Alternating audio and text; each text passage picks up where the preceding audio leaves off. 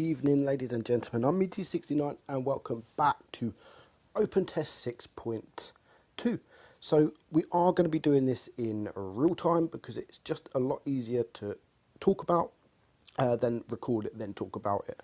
So there's a lot of changes. There's loads of changes in update 6.2. A lot of them wasn't listed, but thanks to Insider, very good guy, Aminet was actually streaming opentest 6.2 and he went on the stream and he spoke about in the comments all the changes that wasn't listed. So I do appreciate that. I appreciate Aminet also streaming. So the main tanks we're going to look at is these four on the screen, which is the KV1, the KV2, the STB and the Foch. But there is loads of other changes. So we're going to get straight to the changes. So first up, in update 6.2, there is going to be a lot more turrets blown off from tier 6 to 8. So the majority of your turrets now will blow off when you're ammo-racked or low hit points. So let's get to the buffs and the nerfs. So the first nerf, we're going to look at a nerf, and it is, let's get to the tank.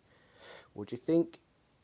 It's the Conway. It's the Conway. It's getting a nerf. I love the Conway, and it's actually getting nerfed on both guns. So the 120mm, the accuracy is gone from 0.37 to 0.345. So a nerf on the accuracy. The reload was 7.48 and it's 8.15. So a reload there on a nerf there on the reload. Also the 5.5 gun, the accuracy has gone from 0.364 to 0.384. So again, an accuracy nerf on that gun, and the reload has gone from 13.42 to 14.38. So the Conway has been nerfed. It's been nerfed, unfortunately. Wargaming thought it was just too good. The stats must be saying it's too good. So the nerf is there. Next up, we have some German guns. So I think it's the 10.5mm, which is on the J Panther. It's also on the VK4502A. So what's changed? So the 10.5, I think the AP pen is 200, if I'm not mistaken, currently.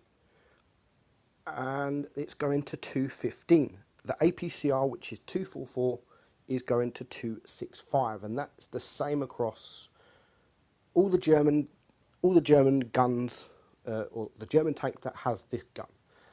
So a nice little buff there for these guns, especially that VK45, this one, because it's not great as it is, and as I've said, it's the same gun, and it's getting a nice little buff. So that is the German guns. Next up, we are on to a slight change. It's not so much it's a little buff, and I think it's a little nerf. So the T71, currently it has 1000 hit points. It's just gaining an extra 100 hit points. The magazine reload is on the autoloader is 9.79, and that's actually getting nerfed to 10.77. So it's gaining a second extra reload, but the intra-clip is currently 2 seconds. That's going to go down to 1.5. So it's been nerfed and it's been buffed sort of at the same time.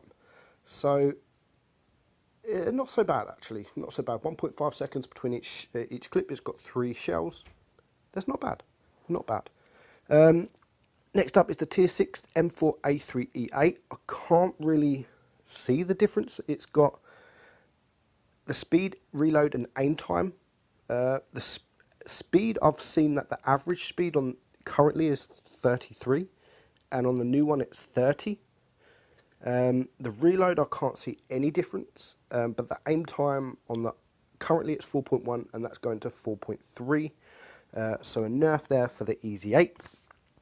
Also, the STRV, the accuracy, I think is getting buffed. The aim time is getting buffed, and the reload is getting buffed. I can't check because I haven't actually got that tank on opentest. They've taken all my premium tanks, unfortunately, so I can't tell you exactly what that change is.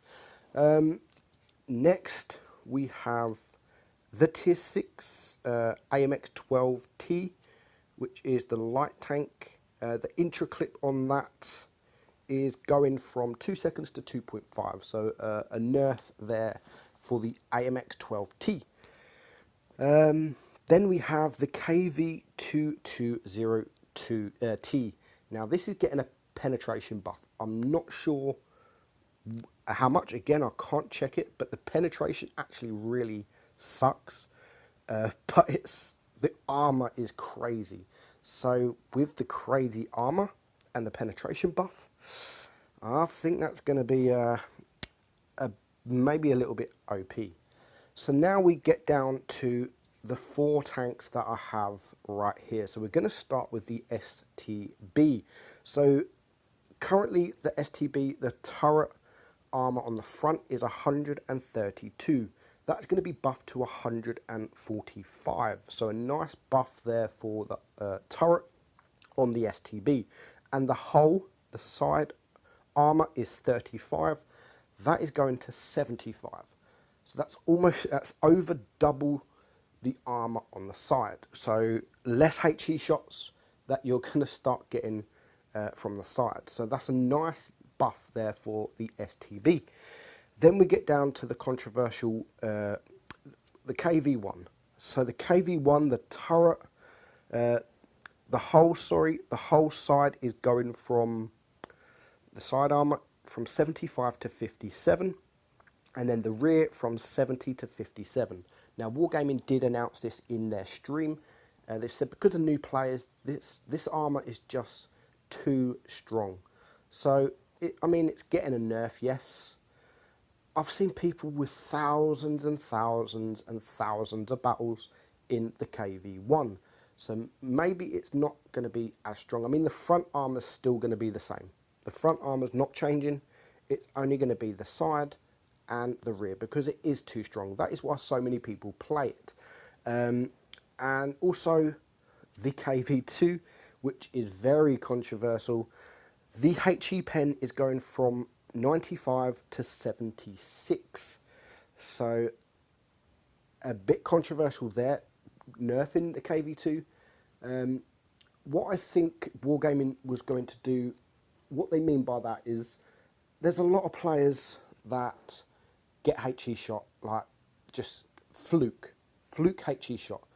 They want that to stop. They want the player to actually aim at the weak spots to do the full penetration. So they've nerfed it just a little bit. I mean, they've nerfed it 20, 19, something like that. So it's not massive, but it is still a nerf to the gun that I still don't think is... Yes, it can one-shot tanks. That's not going to change.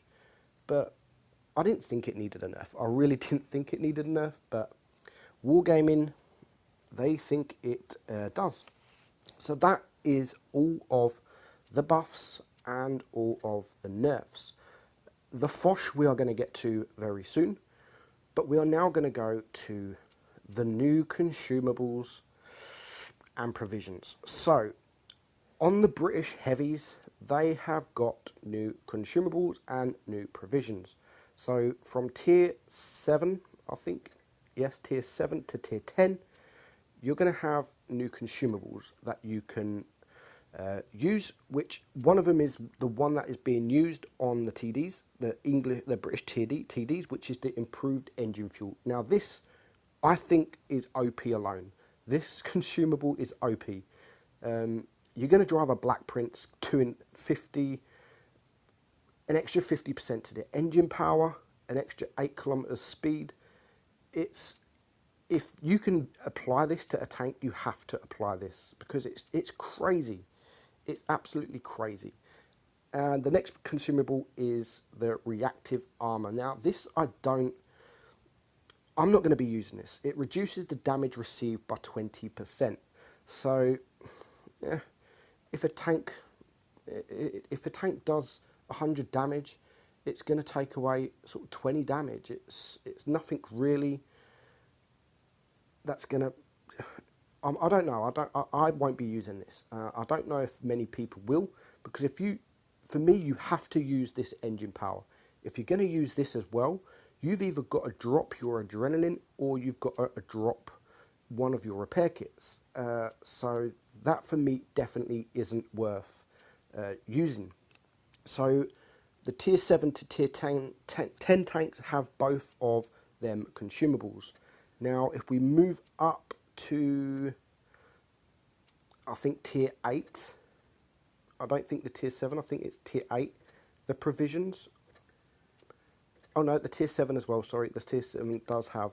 So the provisions, you've got sandbag armor and you've got enhanced sandbag armor, which both are the same, but one of them gives more armor. It gives you an extra 3% to your HP. And the enhanced sandbag armor gives you 85.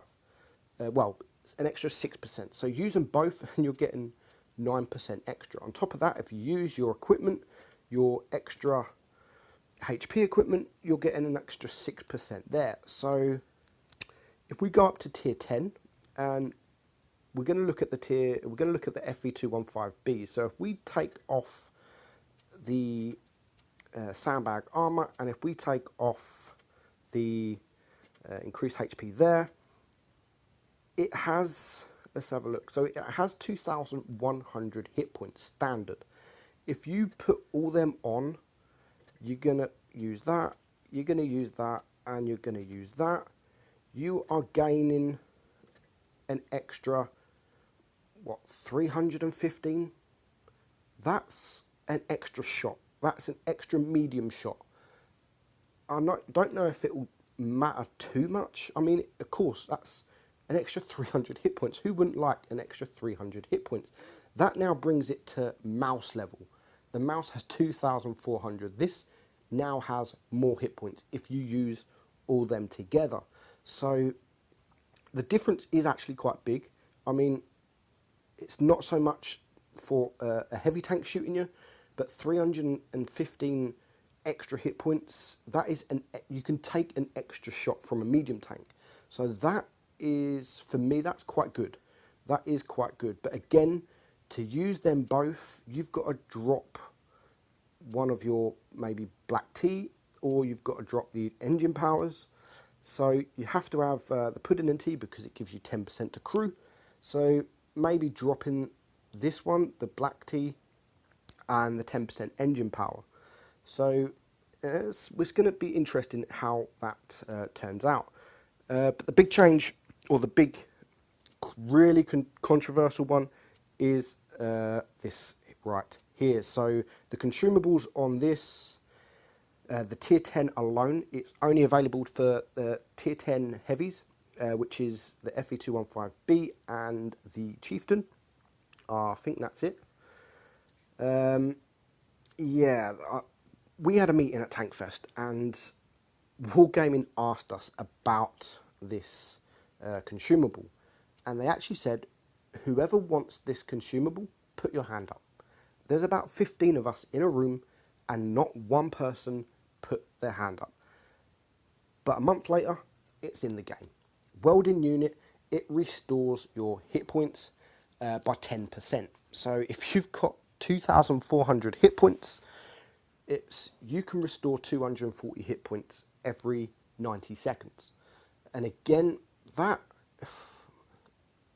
you can restore half of your hit points in a game, in a battle, pretty much.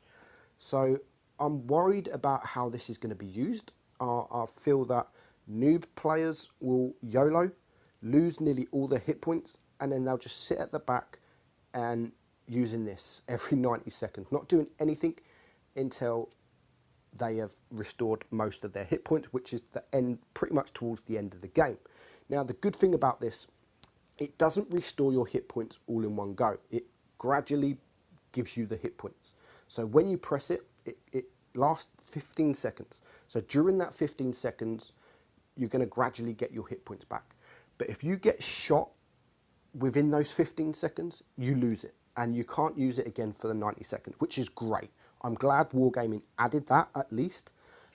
So for me, personally, I'm not going to use this. Because, again, with the reactive armor, if you use this, you have to use this. And for me, you have to use adrenaline. And, of course, you need this multi-kit.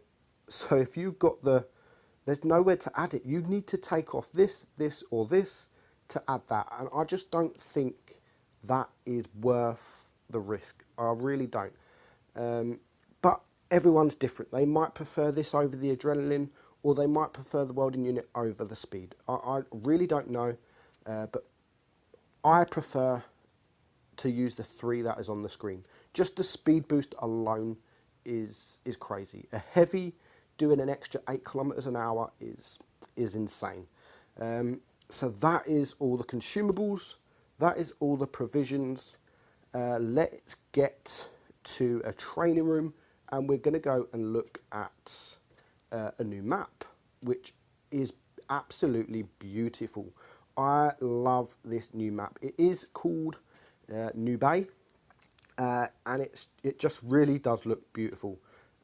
Let's have a look. Let's get the STB, and let's ready up, and let's go into battle. So, New Bay, very, very nice. It's really big, really, really, really big. But it's a city map, and you've got, I think it's going to be more good for heavy. I don't think it's going to be as good for TDs. I mean, I think you've got a bridge, this bridge up here, that will be a good position for TDs. And also Supremacy. This A cap is in the middle of nowhere, so it's going to be like a vineyard where B is going to easily be capped and C is going to be easily capped, but this A is it's going to be struggle to cap that, and it's going to be interesting to watch, especially Clan Wars, to see what they do with this A cap. Now TDs, I should imagine, might sit up here. They might camp up here, trying to look down there, and coming from this way, maybe down here. You can see a lot of the map, but only time will tell. I've had a look around the map, and I'm not sure where the meta is going to be. If it's going to be this side or if it's going to be the middle. I should imagine for heavy tanks, it will be coming from this side, because you've got all the town. Got town here, you can go through it's a big map, and it's going to be good for mediums as well, because it's so big, there's so many turn-ins. It really is going to be good. Now this cap is just going to be easy. C cap over there, which it's really close, but you can't see it because of all these hills, all these trees. So it's going to be very interesting map. I reckon it's going to be played this, even without Supremacy. I reckon this side of the map. With Supremacy, it's definitely going to be this side of the map, because obviously you're going to have one team cap B, one team cap C, and then it's going to have a fight all around these buildings. I mean, you can side scrape, you can get around. I'm not sure exactly what TDs are going to do around this area, especially Death Stars, but it's definitely going to be interesting. But it's a beautiful map. It is worked around, I think, New York. They've done it around New York, took ideas. They did say on live stream that there is about 3 or 4 Easter eggs on this map, so I'm not really into searching for Easter eggs, but there's 3 or 4 Easter eggs if you want to go and look for them.